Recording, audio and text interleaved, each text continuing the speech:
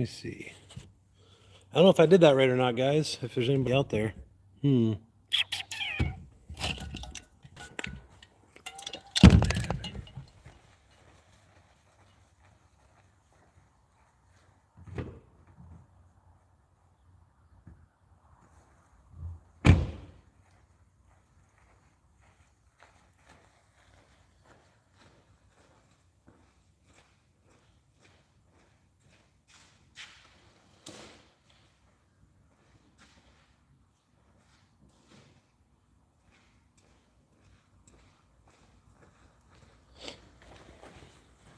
Hello? Got my Gleim hat on. Who is that out there? I see there's one person, but I can't see who it is.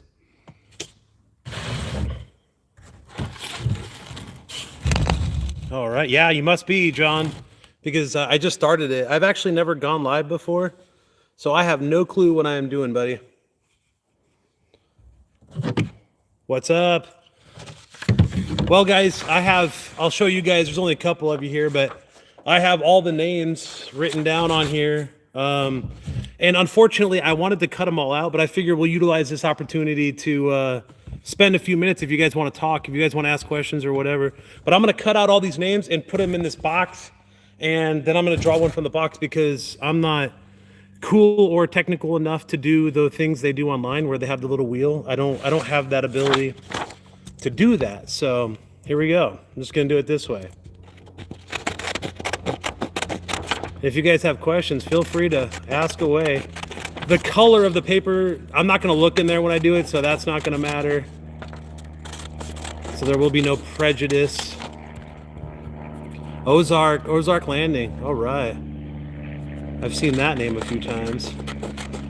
There's a plane flying over now. What a cool little, let's see if we can see him. He's right up there. You guys can see I'm here with Robert's ultralight. I pulled my plane out there. I got to go run my engine, and we might do that here in a minute, actually. It's been cold, and then all of a sudden it got up to 82 degrees. So, yeah. Oh, Mulaney, there's yours. I'm just cutting through there. You know, it's weird when I'm doing this because what works?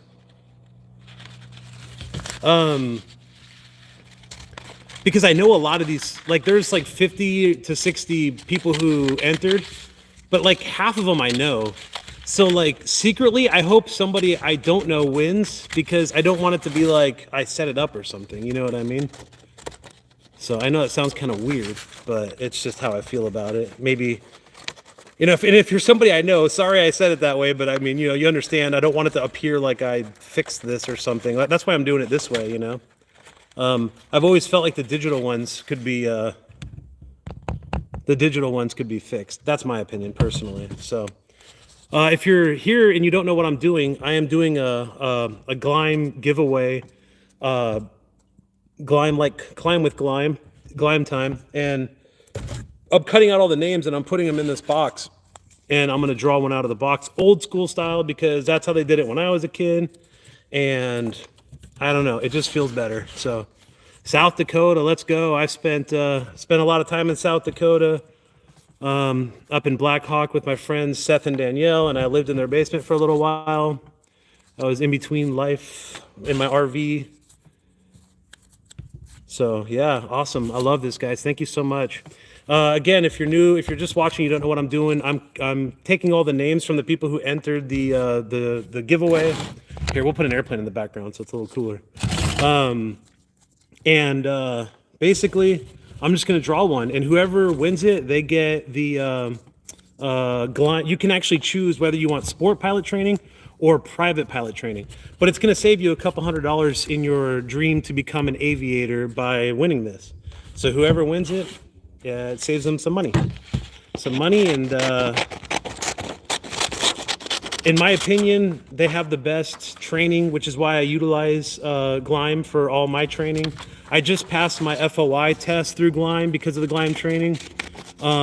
If you guys, listen, if you don't win today, you can call Gleim and ask for Cambry and tell her that I sent you, and she will give you a discount on anything you want through there.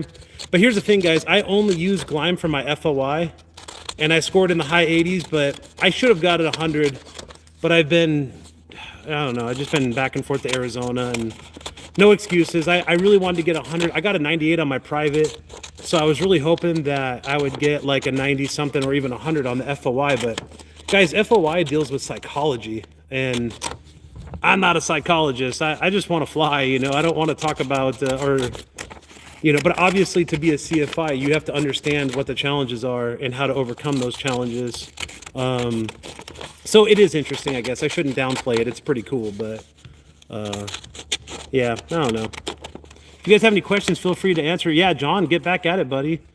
Yeah, for sure. I'm sorry it's going to take a little longer. I plan on having this all done, and then I was just going to, like, announce it, but I was trying to make a video before I got on here today. So, but I figure we can, if anybody has any, any flight questions or any Challenger questions. I'm not the all-saying power, but I know a little bit. I mean, I have one, so. If you're somebody I know from the real world, say hi. Looks like we lost a bunch. We had a decent amount there for a while. But I don't know if lives, I don't know, guys, if you guys can share the lives or not. If you can, feel free to do that. But I don't know if you can or not. And realistically, what would they gain from it, from this one? My assumption is the 14 people who are watching right now just really hope they're going to win this free stuff. But like I said, even if you aren't a winner of it, then just know that Cambry over at Gleim will give you a good deal. They're good people over there. Every time I call, I end up talking to them way longer, and they're really on it over there. They know what they're doing.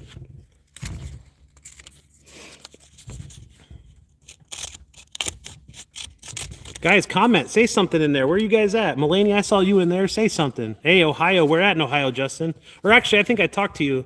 My family lives in eastern Ohio, like Ashtabula and Menor, that area. I grew up going there. My mom used to work at Tartan Yachts out there. I miss Ohio, even though it's pretty crazy, as we all know, up in Ohio. Watching from Indiana, love it. Been through there, never lived there or anything. Just watching and playing games. Yeah, what are you playing? That doesn't surprise me. Columbus. Oh, okay, yeah. I like Ohio. Spent a lot of my life up in Ohio, but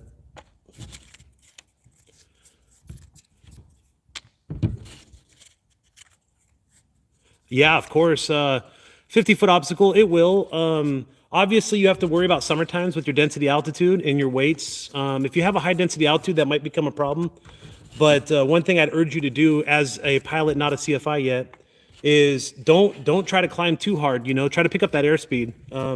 When people have those obstacles that close, they tend to try to outclimb what the plane's capable of, a VX climb. So, for example, in my Challenger, the VX climb is 50, where the VY climb, the normal rate of climb, would be 55. So if you're yanking back trying to clear an obstacle, you're getting below that speed, and actually what you're doing is you're making it a high more likely that you're going to get into an accident. So yeah, just take those things into consideration, and I'll have my CFI soon. And when I do, feel free to call me, and we'll have a full discussion about it. And if I ever get up there, I'll gladly come over there. If you have a plane, and I'll be the test dummy if you want, and see if it gets over it. But it will. But just remember your density altitude, and also remember that the wind above the trees is different than it is below the trees. Ohio is kind of known for its dense wilderness tree areas. So let me see. Oh yeah, Atomic Car. I don't know that one.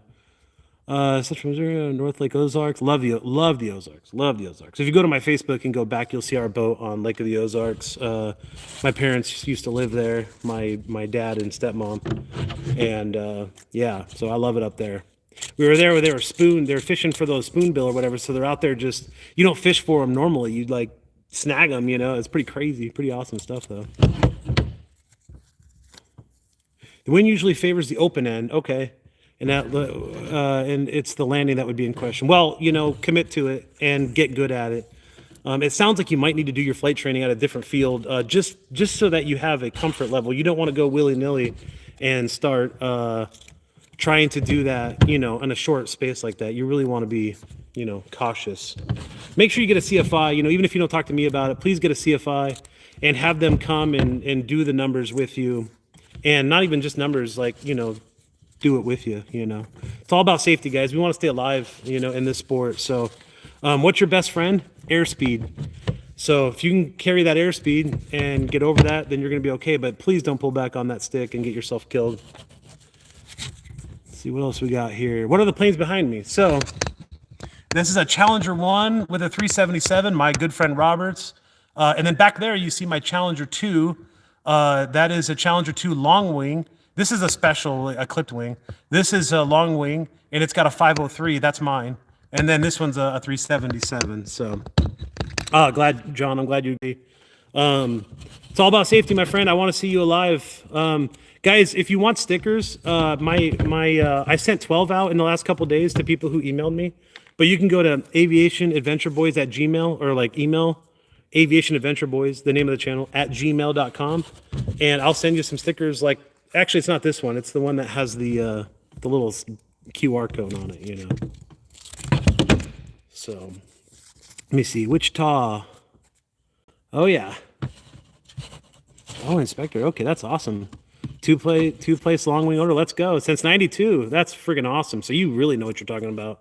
I'm a long wing guy. The white one that we just got, Jack's plane, who passed away, that airplane has a 22-foot wingspan, 11 foot on each wing, and it's a 503, registered, the whole 9 yards. So yeah, Wichita. Actually, a buddy I'm dealing with right now, I just got done messaging with. He's in Wichita, and he's trying to go pick one up in Boston. You guys might have seen on Facebook. He's been asking. I was gonna fly it from Boston to Wichita, which is like a 25-hour flight, but unfortunately the weather's not going to cooperate with us in between now and when he has to have it, so that's not going to happen. So let me see.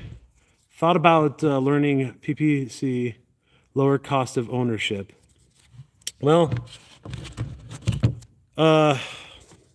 you know, the thing is, guys, everybody's going to be in a different situation because they're going to have access to different things. Like, for example, one of the biggest problems with any type of aviation ownership is where are you going to put it?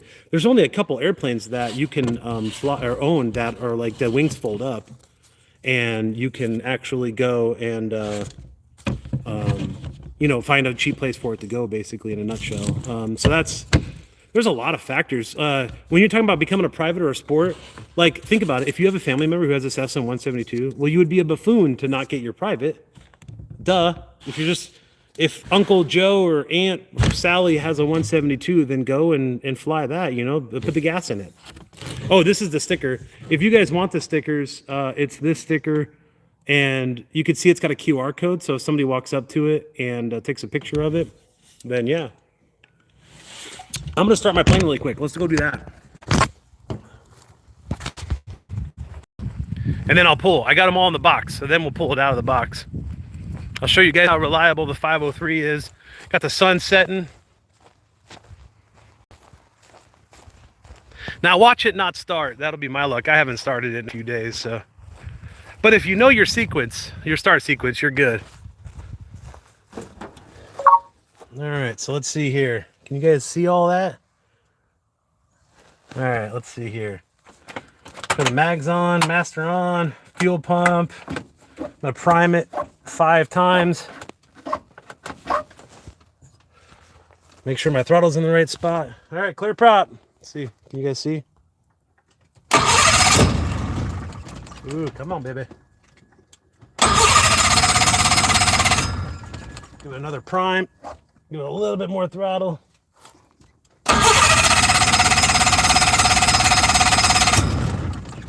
It's so funny. Normally it's the first one. Of course, you guys are watching.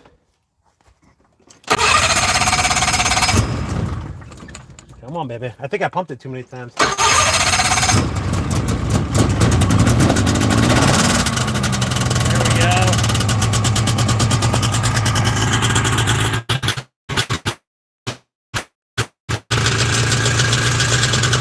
I wonder if I can go live while I'm flying sometime. If that's something you guys are interested in, let me know. I'm gonna let this run for a second, and then I'm gonna go draw a name, guys.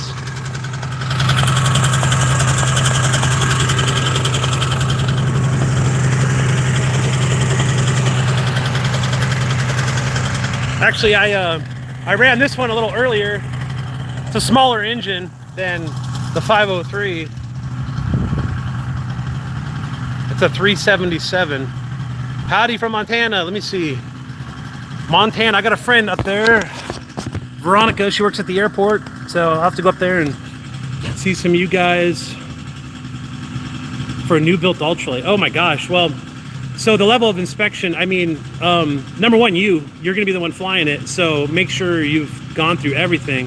I would find an AMP that doesn't have a prejudice to GA. A lot of them that you deal with are not going to want to touch airplanes like ours, unfortunately. As much as it sucks, it's just kind of, it's like CFIs. This is why I'm trying to become a sports CFI, even though I'm a private pilot, because so many people won't fly in airplanes like these, and I will gladly, if it's got wings and I can inspect it in an engine, we're going to go fly it. So once I get my CFI, if you have some obscure aircraft that you want to get your license in or whatever, I'm your guy. Let me know. We'll get you taken care of. I'm in the process of losing weight. I'm 235, 238 right now, as you can see.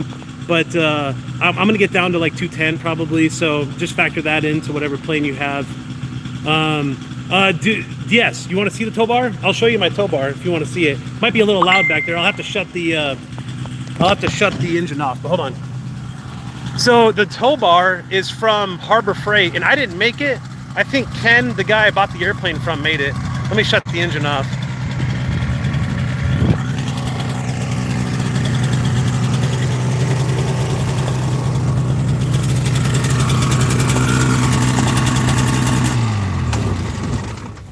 All right, maybe you guys can hear me a little better now. Sorry about that. It's something I had to do anyways, and it's going to get dark.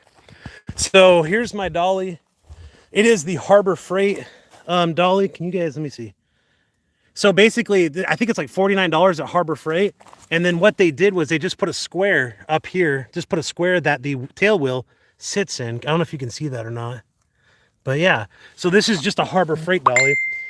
And then I added this because obviously when you're pulling on it, this wants to hit the rudder. And then also remember to pull your seatbelt and pull your elevators up, because your dolly will hit the elevators when you go left or right. It took me a little while to get used to that.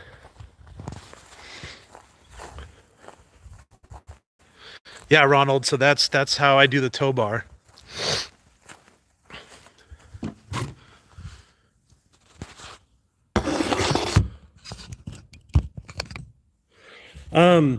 I can't answer that. I'm not a fabric guy. Although I plan on, I'm 40, so I think I have a good solid 25 years of doing this from here on out. I want to learn as much about doing fabric as possible, because it seems to be one of the biggest holdups in this line of work. So honestly, Stubby, I couldn't tell you. Definitely do some research and reach out to the professionals. You know, I don't claim to be a professional in anything, guys. This is a passion, and I have just found that people really enjoy this type of aviation, and seeing somebody who's actually going to be honest and put it out there. And, you know, it can be scary flying these type of planes. And if you could overcome that fear with skill or, you know, confidence, then, and if I can help you with that, then that's what I want to do. Listen, guys, the first 5-10 hours, maybe even more, I put on my Challenger. It was some sphincter tightening, you know, because it was so unique and so different. And there were a few times I almost threw the towel in. So if you're feeling that way, just know that the airplane's designed to fly. And if you learn how to fly it correctly and you feel comfortable with it, it's going to end up being a great plane. Still to today, my Challenger will do things and I'm like, why did you just do that? Like, that doesn't make any sense. But you just got to overcome it, you know? So this one right here is an ultralight. So this one is part 103. This one, you know, it doesn't weigh hardly anything. And actually I just made a video about them, because, you know, the part 103 ultralights, obviously this thing weighs, you know, 250 pounds. So, I mean, you can literally, it doesn't require anything so it's a tad bit more unsafe simply because it's a wiffle ball. And if you watch the video I'm putting out tomorrow, I talk about that more. Okay, so it's both. Stubby, this one has the slip covers for the wings, but then the fuselage is fabric. So they did, so it's a mixture. And I think they did that because actually, I'll show you. This Challenger one has like a clipped wing. They really wanted to make this part 103. So they actually cut some of the wing off, and it has this sheet metal out here, you know, because some of this wing is taken off because they were trying to get under that, you know, 254.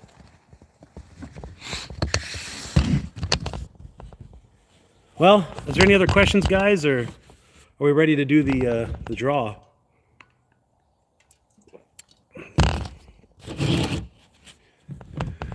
Oh, Corsair. From the dump?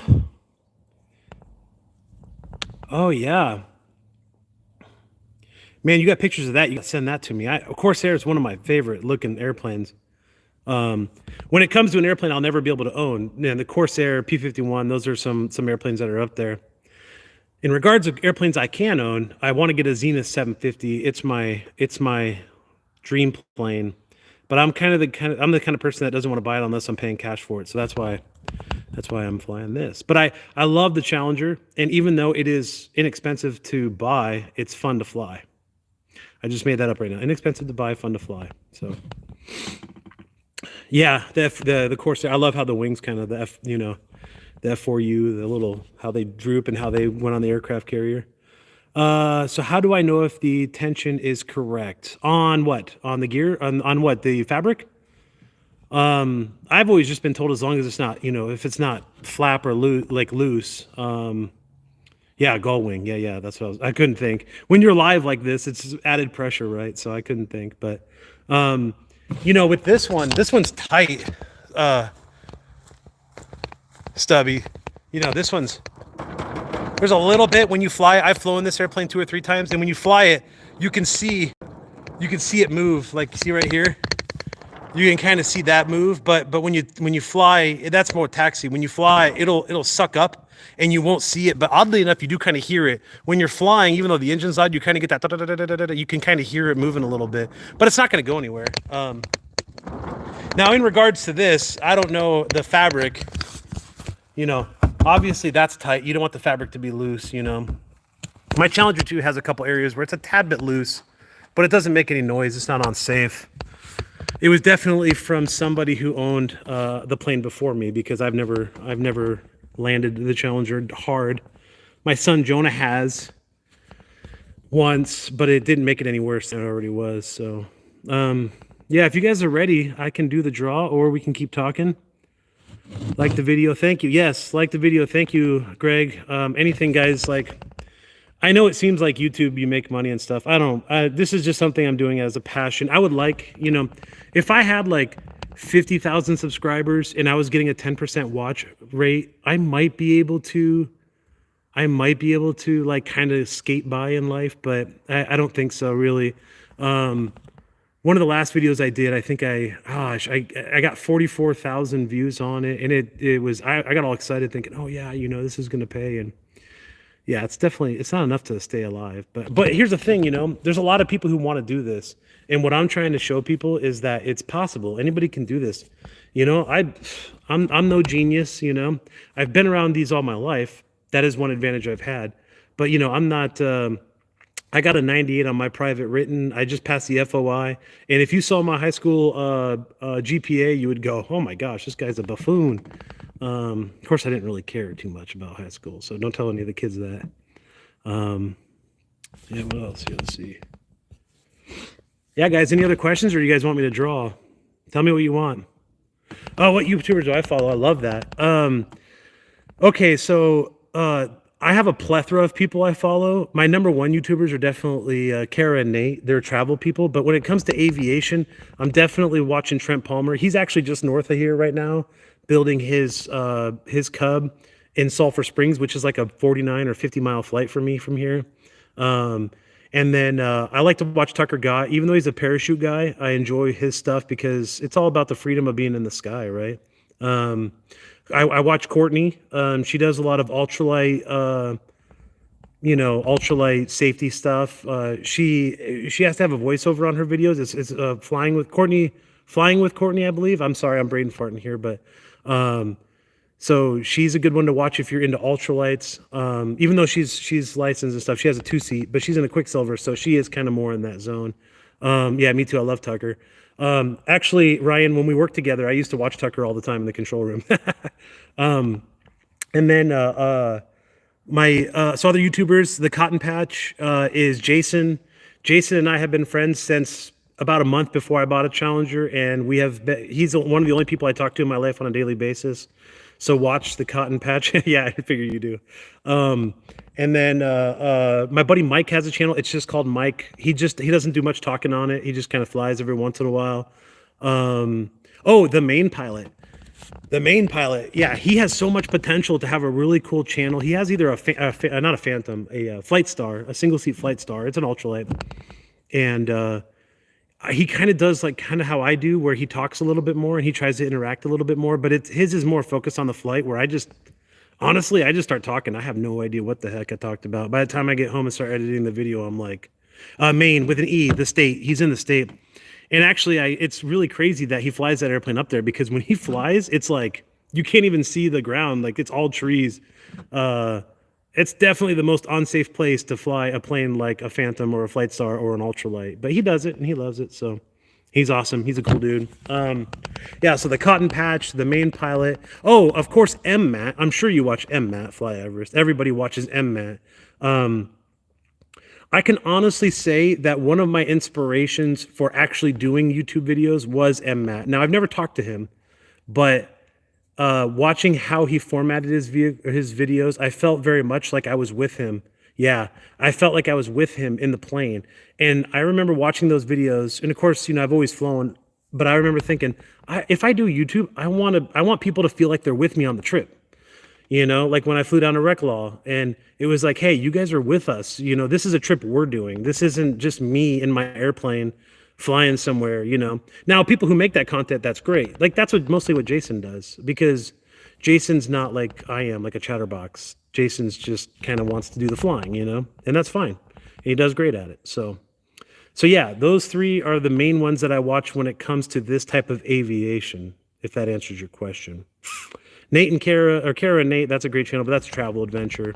And then my number one YouTube channel that's not aviation related is Outdoor Boys. I watch Outdoor Boys all the time. I love them. So, Blanca Leary, yep. And okay, so yeah, that's a whole different category. Now you're talking flight safety. You're talking, yeah. I watch every one of those people. Let me see.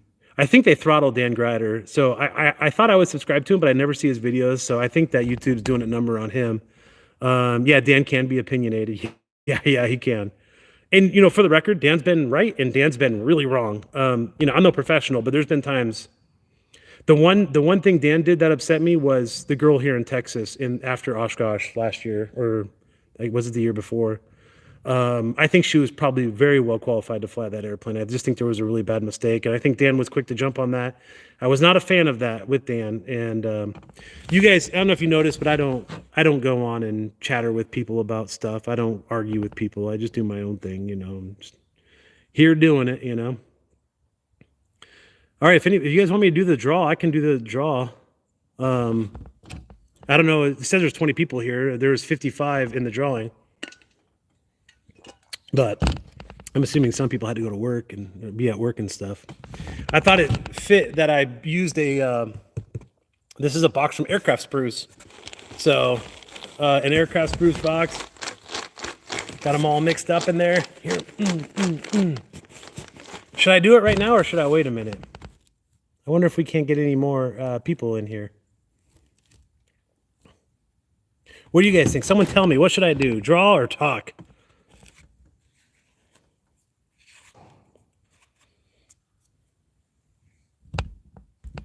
Sure I didn't miss anything up there.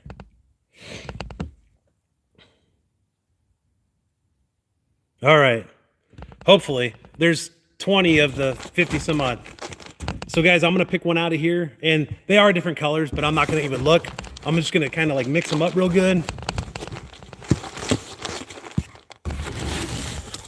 And I have pulled one. So here we go. Yeah, I see draw. I see it. I'm doing it. This is the draw. I just reached in there and grabbed this one. So the winner is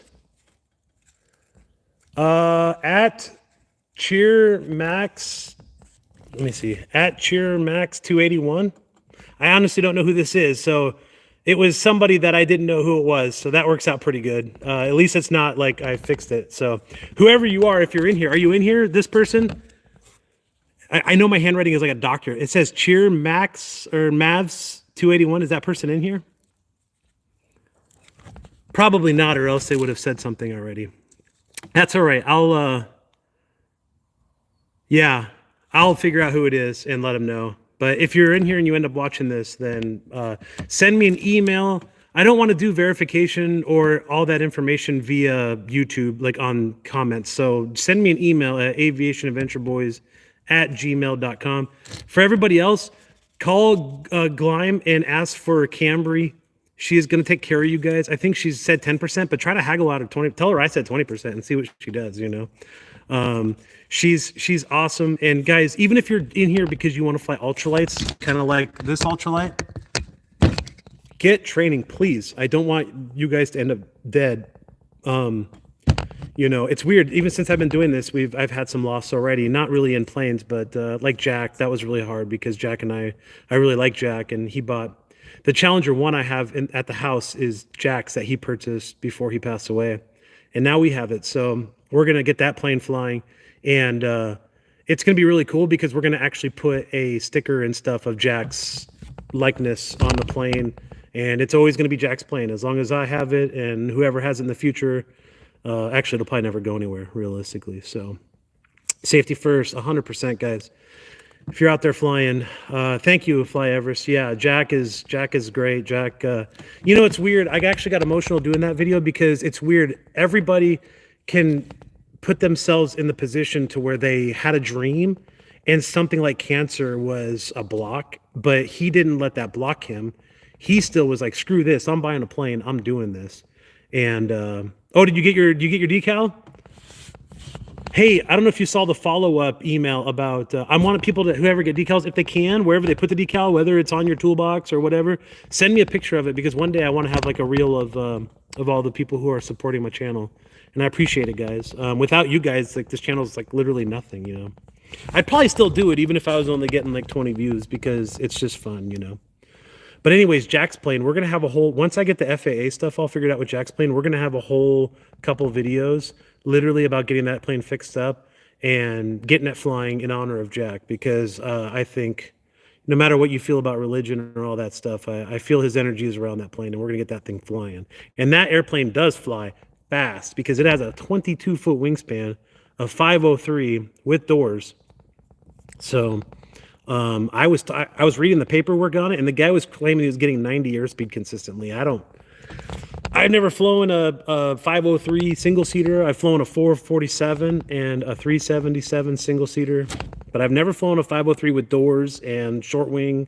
Actually, it's more than short wing. I think they took off. I think 22 feet's got to be considered beyond clip wing, in my opinion. So, but yeah, if you guys want a decal, I'll send them for free to whoever wants them. It's this sticker, and just email me at aviationadventureboys@gmail.com. And yeah, save. You talking about the airplane? Yeah, it's going to be saved. Right now, I'm jumping through hurdles with the FAA. I've already been in contact with the lady in that department, and she has informed me of the paper trail I must provide. And some of it is somewhat unobtainable, but I'm going to figure it out if I have to drive all around the country to find this person or whatever it takes. And then if I don't find the person, then I need to find the death certificate, and it's a whole thing. If you obviously probably know that the FAA, for the record, I love the FAA, okay? I heart the FAA, but when you're trying to do something like what I'm trying to do with this Challenger, it's not easy. And if I could give anybody advice who buys a plane, is register it in your name right away. Don't just get it and then decide that you don't like it, you're going to sell it. And then there's unfortunately a trail of old owners, and then everybody who owns a plane ends up contacting the FAA and saying, "Hey, I own this plane now." Well, they keep track of it. So when I called them, they knew the people who physically had possession of the plane but never registered it. Unfortunately, we have to get a track. Yeah, it's going to be a road trip video, probably to northern Oklahoma. I have an address, but I can't get a hold of the guy out there. And he's probably pretty close to 90, so it's possible I'll just be trying to find family at this point. But I'm going to do it for Jack because Jack would want me to. And I think the plane's going to be really awesome. And it's registered ELSA, so it'll be able to be utilized by, if I have a student who wants to build time, it'll be able to be utilized for that. So my personal one is amateur built registered, so I'm not going to be able to utilize that for it, but that's a different story. Yeah. Road trip video. Hey guys, also, I know there's only 12 of you in here now, but me and Justice are going to do, there's a trail, it's 230 miles, 223 miles, and it's called the Ouachita Trail. It's in Oklahoma. We actually went to it once before and scoped it out, just the trailhead. But we're thinking about doing a through hike of that. And I know my videos are all aviation related, but I think it would be a disservice not to document it because we're pretty entertaining, I think, and it'll be fun. So I hope that when you guys start to see those videos pop up here in a month or so, that you guys watch them and like them and talk about them, because the more you guys do that, the more, the better off it is. So the plane is a bit touchy. Yeah, I'm assuming you're talking about the 503. I'm so excited. I am so excited because my Challenger, I'm sure you guys have seen it. You watch the channel, you've seen it. But my Challenger does not have fairings, kind of like the ultralight here. But my Challenger does not have fairings on the struts, on the gears, anything. My Challenger is probably, in its long wing, it's probably the slowest of all the Challengers ever made, realistically. My airspeed, I'm lucky to be 66, 67. That is like a lucky number for me. So, yeah, but it's a good bird, though. I love this bird, I have faith in it. And if the engine shuts off, guess what? We're just going to land, right? So, yeah, it's beautiful. Look at that with the sunset. Got the sun setting over there and got that out there. And then for some of you guys, if you're on the Challenger Facebook page, you might recognize that one. Look at that one in there. Just imagine the motorcycles in front of it, right? That is the Challenger one from the Facebook page Challenger. It's got a 447 on it, and my buddy's going to be flying that soon. So, yeah. Any other questions, guys? Looks like we're down to 13. We had 22 was the max. This is the first time I've ever gone live, so I would like to do it more often if people are interested, Yeah, nice. Thank you. And you'll watch Fly Everest. Hey, I appreciate that. It'd be cool to make a little bit of money on that stuff too, because, the videos pay, but like small, You can have a video where you make like $1 or $2, and then you can have a video where you make, $100 or something. So I haven't really had any of those yet, but if you keep at it and, people see that you love it and you have an interest in it, then I think that you're going to get that attention pretty quickly. I'll tell you, hey, Fly Everest, thanks, buddy. Yeah. Thank you for being here. Thank you for watching. Avionics, what I recommend for an ultralight. For an ultralight, I recommend an iPad mini. So, you still are going to be, did you watch the video where I talk about how people who are flying ultralights that don't have training, it's like throwing a kid in a Power Wheel and putting him on an interstate. The ultralight still would be nice if you could see what's going on around you. Now, they can't see you because you're probably not going to spend the money and add the weight to have an ADS-B out. But if you can have ADS-B in, the amount of safety you have for where you're going, your direction of flight, and for B, for airspeed. Oh, well, sorry, here I am ranting on. You just got to have, just an airspeed indicator with a pitot tube. They all have it anyways, usually. The only ones I've been in that didn't have it was the Quicksilver that didn't have the little pod. So it had the tube, you can get the tube for the airspeed. It's really accurate. Jason at the Cotton Patch, he just put a tube on his so that the instructor could see it from the back seat. And so he appears to like that one. I grew up with those tubes on Quicksilvers and stuff. My dad used to fly them all the time.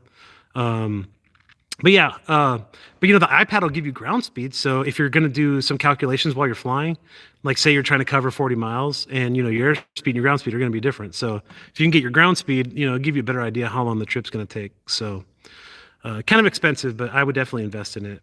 If I was somebody that was just flying ultralights. I have it, obviously. I take it with me. If I'm flying the Cherokee or the 172 or my my Challenger or this or whatever I'm flying, I have the iPad on my knee board or on the clamp up there.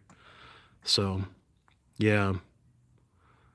All right, guys. Well, good congratulations to that person who won. I will get a hold of them, and remember, you can call Gleim and ask for Cambry, and she will take care of you. She will give you a good discount. Tell her I said max discount.